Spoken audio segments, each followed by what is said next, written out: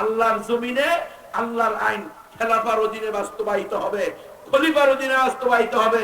আমরা গত 100 বছর ধরে খেলাফত থেকে বঞ্চিত। কেন? আমরা এই খেলাফতের জন্য আমাদের কোনো আলোচনা নাই, ফিকির নাই, দাওয়াত নাই, এটার দিকে আহ্বান করা নাই, এটার বই পড়া নাই, বয়ান শোনা নাই, বয়ান করা নাই। যার কারণে 100 বছর হয়ে গেছে খেলাফত নামক নিয়ামত থেকে আমরা বঞ্চিত। আমরা অনেকে বুঝি না খেলাফত কি জিনিস। আল্লাহর জমিনে 100% আল্লাহর আইন বাস্তবায়ন হবে রাসূল সাল্লাল্লাহু আলাইহি ওয়াসাল্লামের পদ্ধতিতে, সাহাবায়ে কেরামের দেখানো আদর্শে। তারা যেইভাবে খেলাফতকে প্রতিষ্ঠা করেছেন, চালিয়েছেন, আল্লাহ রাসূল যেভাবে সাহাবায়ে কেরামকে শিক্ষা দিয়েছেন, ঠিক সেভাবে আবার আমাদেরকে খেলাফতের পথে হাঁটতে হবে। যদি খেলাফত প্রতিষ্ঠা না হয়, যতদিন না হয় ততদিন আমরা প্রকৃতপক্ষে স্বাধীন না, ততদিন আমরা প্রকৃতপক্ষে মুক্ত না, নিরাপদ না। আমরা আমাদের ব্যক্তিগত জীবন থেকে আন্তর্জাতিক জীবন কোন ক্ষেত্রেই আমরা আল্লাহর পরিপূর্ণ গোলাম হতে পারবো না। কারণ খেলাফত থাকা আর না থাকা, আল্লাহর জমিনে আল্লাহর আইন বাস্তবায়িত হওয়া আর না হওয়া, দারুল হরব হওয়া আর দারুল কুফর হওয়া। একটা দ্বার যদি দারুল কুফর হয় আর একটা দ্বার যদি দারুল ঈমান হয়, তো দারুল ঈমান আর দারুল কুফরের মধ্যে আকাশ জমিনের পার্থক্য। আল্লাহর শরিয়া বাস্তবায়ন হলে মাসালা হবে একরকম, আল্লাহর শরিয়া না থাকলে মাসালা হবে আরেক রকম। এরকম হাজার হাজার মাসালা আছে, সমস্যা আছে, যেই সমস্যার সমাধান দিতে পারে একমাত্র আল কোরআন। কোরআন তো নাই, সমাধান নেবেন কার থেকে? কখনো দিল্লি থেকে, কখনো ওয়াশিংটন থেকে। যার থেকেই নেন, ঘুরে ফিরে আপনি হলেন একটা সেকুলার ব্যক্তি। এজন্য আপনি বলতেছেন ইসলামী রাষ্ট্র চাই, এ কথা বলতে পারেন না। বলেন কি কল্যাণ রাষ্ট্র চাই? ফিরে ভাই, ইসলাম ছাড়া কল্যাণ হয় কেন? কল্যাণ রাষ্ট্র বলে কি বুঝাইতেছেন? আপনাদের কল্যাণ রাষ্ট্র বলতেছেন, এটা দ্বারা ইহুদি খ্রিস্টানরা আপনাকে বুঝাইতেছে যেখানে হিন্দু, বৌদ্ধ, নাস্তিক, মুরতাদ, শাতিমুর রসুল, আল্লাহর রসুলকে গালিদাতা, অন্যায়ভাবে মুসলমানকে হত্যাকারী, অন্যায়ভাবে মুসলিম নারীকে ধর্ষণকারী, এরা সবাই কল্যাণের সাথে বসবাস করবে। এটার নাম হলো কল্যাণ রাষ্ট্র। ইহুদি খ্রিস্টানদের নিকটে কল্যাণ রাষ্ট্র তেমনি ভাবে ইহুদি খ্রিস্টানদের নিকটে জঙ্গি, উগ্রবাদী, সন্ত্রাসী, টেররিস্ট কাদেরকে বুঝায়? ইহুদি খ্রিস্টানরা কাদেরকে বুঝায়?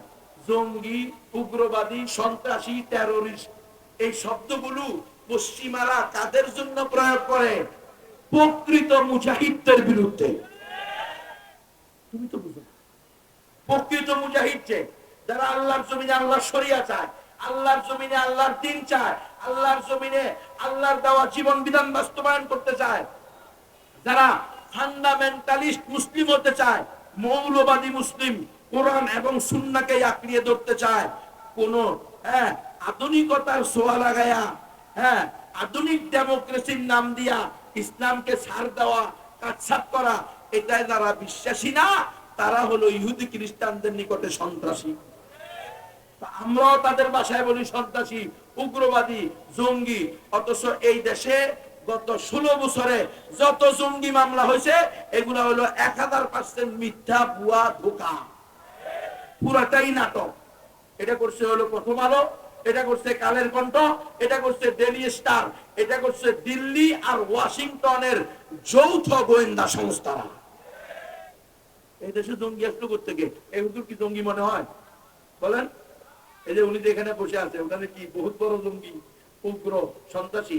আচ্ছা, আমাকে বলা হয়েছে যে আমি জঙ্গিদের লিডার, আধ্যাত্মিক গুরু। আচ্ছা বলেন তো, আমি এই পর্যন্ত কয়টা লোককে খুন করছি? আমি কোন কোন ব্যাংক লোপাট করছি? তো আমার উগ্র জঙ্গিবাদী কেন বলছে? বলে হুজুর আপনাদের খেলাফা আলামিন হাদিন নবুয়া বলেন, শরিয়া বলেন, ইমারা বলেন, জিহাদ ফি সাবিলিল্লাহ বলেন, কিতাল ফি সাবিলিল্লাহ বলেন।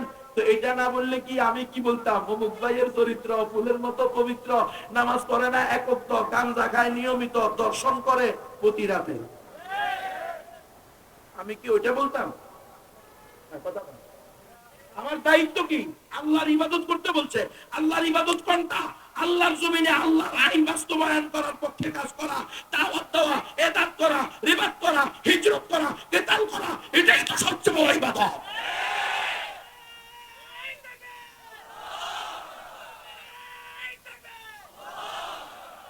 কিন্তু ভাই শুধু নামাজ পড়া, শুধু রোজা রাখা, শুধু হজ করা, শুধু যাকাত দেওয়া, এটার নাম ইবাদত? হজ করে, যাকাতও দেয়, নামাজও পড়ে, রোজাও রাখে, কোরআন তেলাওয়াত দিয়ে দিন শুরু করে, কোরআন তেলাওয়াত দিয়ে দিন শেষ করে, বিশ্বাস করে সকল ধর্ম সঠিক, আপাদমস্তক নাস্তিক। মাসালা পরিষ্কার আছে নি? সকল ধর্ম সঠিক বিশ্বাস করলে ঈমান থাকবে? তাহলে নামাজ পড়ে, রোজা রাখে, পর্দাও করে, খাস পর্দা করে, কিন্তু বিশ্বাস করে অন্যান্য ধর্ম সঠিক হতে পারে, তাহলে ঈমান? নামাজ পড়ে, রোজা রাখে, খাস পর্দা করে, কিন্তু বিশ্বাস করে পর্দা করতে আমি বাধ্য না, মন চাইলে করলাম, মন চাইলে করলাম না, তাহলে মুসলমান।